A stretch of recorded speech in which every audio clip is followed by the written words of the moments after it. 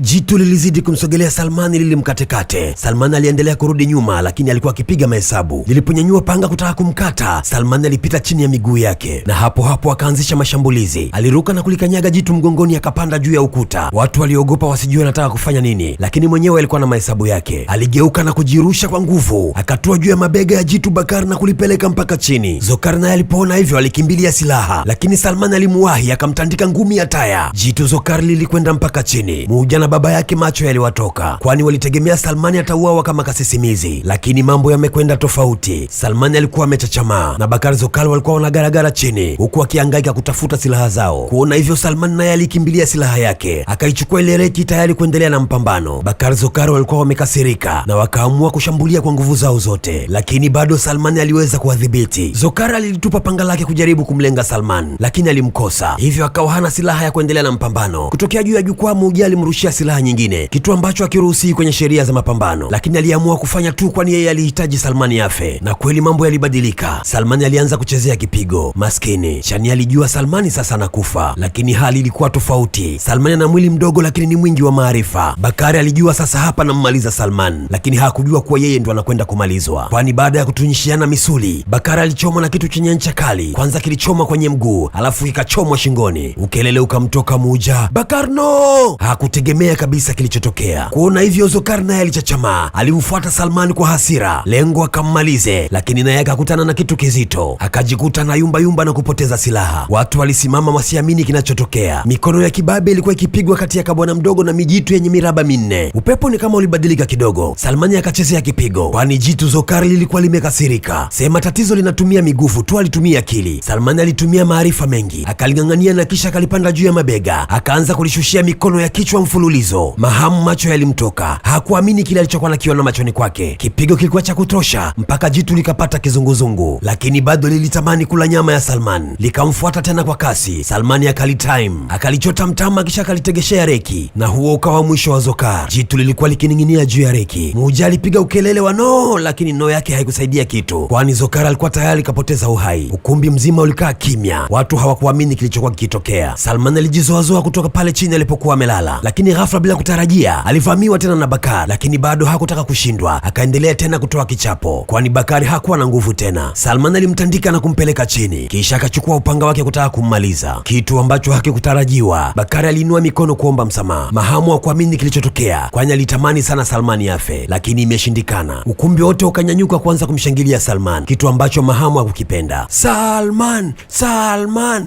Salman! Mahamu na mwanaye Muja walichukizwa sana na hali hiyo. Kuhani mkuu na binti yake Chani walifurahia sana. Mke wa Mahamu ambaye ni mama yake Muja naye alikuwa anafuatilia tukio hilo kwa mbali kupitia dirishani. Macho kwa macho, Salmani aliangaliana macho kwa macho na Mahamu na mwanaye Muja. Kile walichokitarajia kimefeli, na Salmani ni kama alikuwa anawaambia mimi hamniwezi. Chani alimkimbilia Salmani na kutamani kwenda kumkumbatia, lakini aliogopa kumgusa kisi atamuumiza, na wala hakufia tena kumkumbatia Salmani, kwani alikuwa yuko huru sasa. Hakuna ndoa tena kati yake na Muja, kwani makubaliano yalifanyika kabla ya mpambano kwamba endapo Salmani atashinda basi kutakuwa hakuna ndoa kati ya Muja na Chani. Macho kwa macho, Salmani na Chani waliangaliana macho kwa macho. Chani alitamani amguse, lakini aliogopa atamuumiza, kwani mwili wake ulijaa vidonda. Mara kuhani mkuu aliwasogelea na kumwambia Salman, sasa nimejua kwa nini Madhasi ndo alikuleta Mohenjo-daro. Alikuleta ili uje uikomboe Mohenjo-daro. Wewe ndo mkombozi wa Mohenjo-daro. Watu wote sasa wako na wewe, wala hawamjali tena Mahamu. Lakini ghafla watu walivamia na kuja kumnyanyua Salman. Walimbeba juu juu huku wakimshangilia. Mara Salman aligeuka na kuiangalia picha ya yule mnyama aliyekuwa akimuota siku zote. Alianza kuelewa maana yake na kwa nini moyo wake siku zote ulimtuma kuja Mohenjo-daro.